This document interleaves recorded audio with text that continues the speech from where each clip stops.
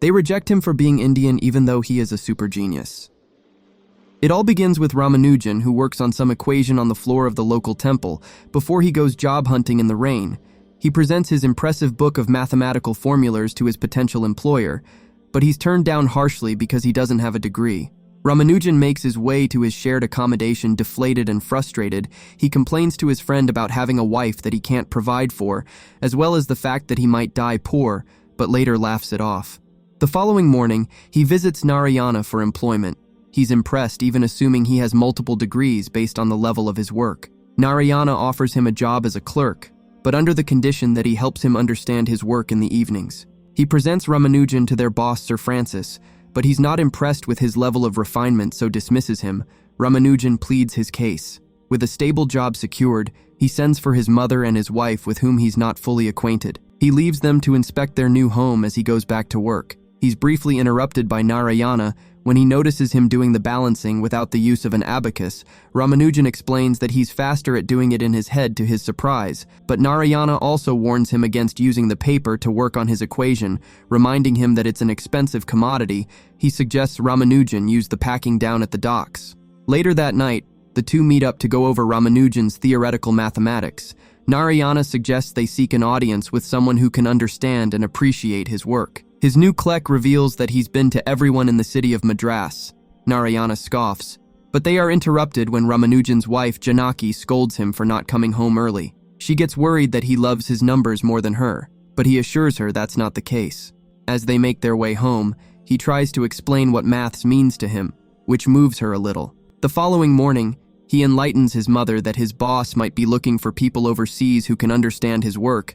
Janaki is excited at the news, but it's quelled by his mother, who's horrified. She warns him they are Brahmins, so it's forbidden for them to cross the seas. With his mum's words ringing in his ears, he's reluctant to listen to his friend's advice, but later decides to write a letter accompanied by a sample of his work. With endorsement from Sir Francis, the letters reach Professor Hardy at Trinity College, Cambridge University.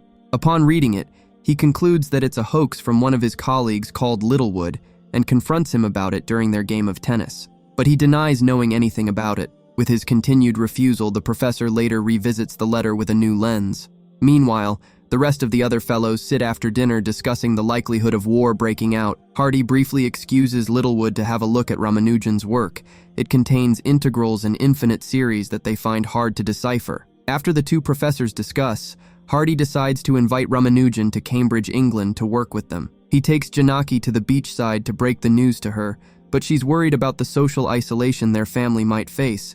But Ramanujan promises to send for her as soon as he's able. Under that condition, she happily gives her blessing for him to make the journey. Later that night, he requests that she cut his hair to signify this conviction. The next morning, his mother is mortified to see his hair cut and to hear that he's going to England. She tries to accuse Janaki of wanting to run away with her son, but she later accepts the reality of the situation as they all escort him to the port for an emotional send-off. After the long voyage, he arrives at Cambridge and is awe-stricken by the beauty of the architecture. Littlewood meets and escorts him to see Hardy. As they proceed, he shows him the tree Newton sat under, which inspired him to formulate the theory of universal gravity. Meanwhile, the other professors express their disgrace that someone with no higher educational background could make it to their prestigious institution. Hardy tries to explain that Ramanujan is a special case, but they point out his work have no proofs. Although impressive, it lacks impact as they can't just take his work at face value. But Hardy puts his pride on the line by bringing him in. He advises his colleagues to embrace change. The room falls silent when Ramanujan enters it. He's excited to meet Hardy, but he's a bit disheartened by the professor's reserved reception. He's later shown to his room where he makes himself comfortable. He makes his way to dinner where he's welcomed by an Indian named Chandra and his English friend Andrew. After the pleasant introduction, Ramanujan is compelled to leave early when he's served meat and vegetables cooked in animal fat as he's a vegetarian.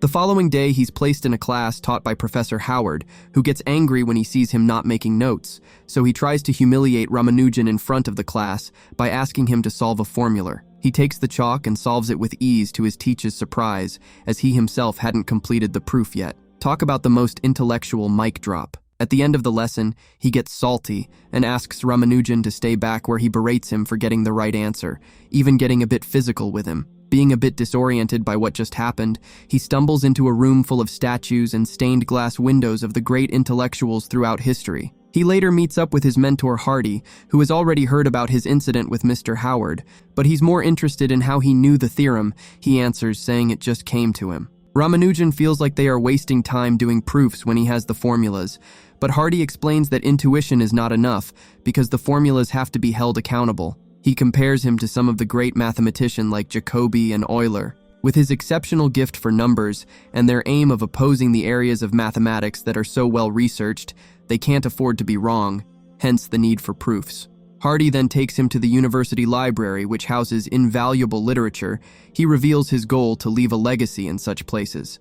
Just as Newton's memorialized works represent the physical aspects of mathematics, he believes that Ramanujan's notebooks represent the abstract. It took Newton a long time to be proved, so they have an obligation to prove Ramanujan's notes.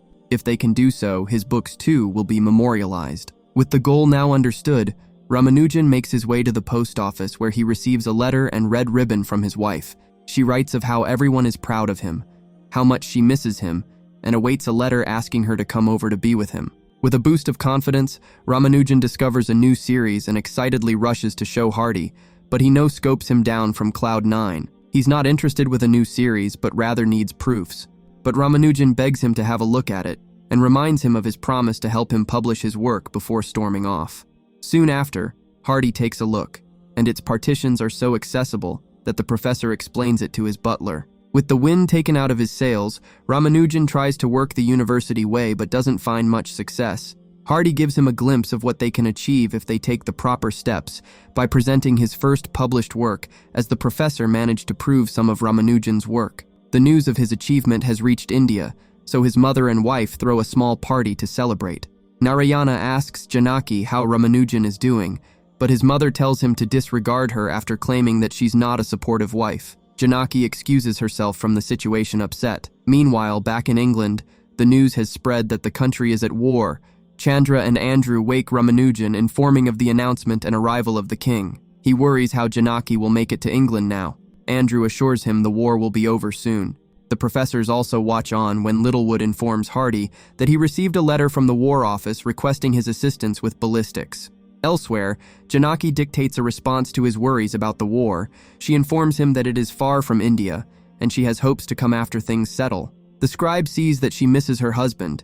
He was an acquaintance of Ramanujan, so informs her she can get close to him if she goes to the alcove, as he spent the majority of his time there. She goes and finds his formulas written on the floor, which eases her pain a little. Back at home, her mother-in-law is hostile against her, but Janaki still tries to show respect. She pleads for her to post her letter to Ramanujan to inform him she will come, but his mother hides the letter instead.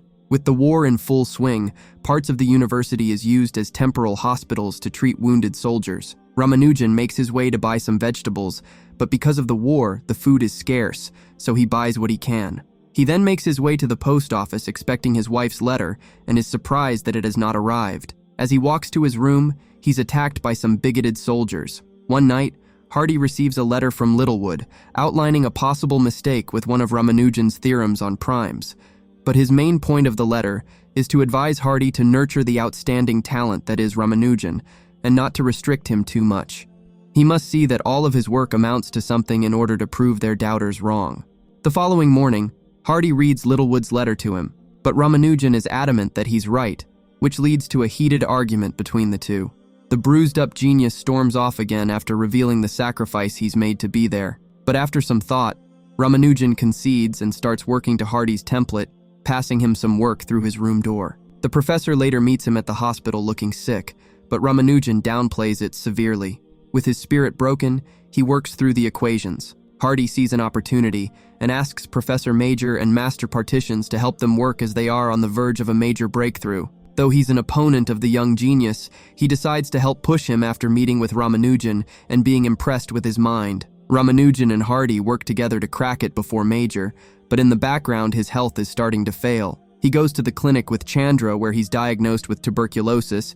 He warns his friend not to let Hardy know. With Ramanujan's relentless level of work, Hardy puts him forward for a fellowship at the university, but they reject him because he's Indian. He later goes for another checkup where he's told he doesn't have long to live. It all becomes too much, so he visits the train station to end it all, but he's saved by the conductor. He's rushed back to the hospital where his condition is finally brought to Hardy's attention. While he recovers, he thinks about his wife while holding the red string she gave him. All this time, he still hasn't received word from her, but he's oblivious that this is his mother's doing, as he feels like Janaki has forsaken him. Back in India, she too feels the same about him. Hardy visits him one day, and Ramanujan finally discloses that it's his God that reveals the formulas to him. He is well aware that the professor is an atheist, but implores him to believe him for the sake of their friendship. But he just can't do that. However, he does believe in Ramanujan, which seems to reassure him. He informs Hardy that they should finish the work they started. So the professor pulls out some equations from his portable stash. Ramanujan expresses his wish to go back when he finishes. Hardy gives him a letter from his wife, which informs him that she's leaving him because he's abandoned her. Later that night, he pens a letter while also working on the final parts of the partition. The following morning, he gives the professor the answer, and they are within Paro 04, which is exceptional. He also gives him a letter to post to his wife. Hardy sends the answer plus the proofs to Major, who confirms it to be right. With such an achievement, Hardy puts in an application for Royal Fellowship for Ramanujan. He presents his work in front of the committee, who are compelled to acknowledge his intelligence, accepting his application. While on his sickbed, he receives the fantastic news to his disbelief. Ramanujan's letter also reaches Janaki, and the scribe reads it to her. She immediately makes her way to her mother-in-law's room and finds all the letters she hid. She tries to justify her actions while Janaki cries. Later on, a much healthier Ramanujan also gets officially accepted as a Fellow of Trinity College, Cambridge. He makes his way back to India to see his wife and family with the intention to come back after a year. Upon his arrival, he reconciles with his wife, but 1 year later, Hardy receives a letter informing him of Ramanujan's death after losing his battle to tuberculosis. A special ceremony is held for him at the Cambridge University, where his great achievements were proclaimed for all to hear. At the university library, his books have been memorialized. That brings the movie to an end.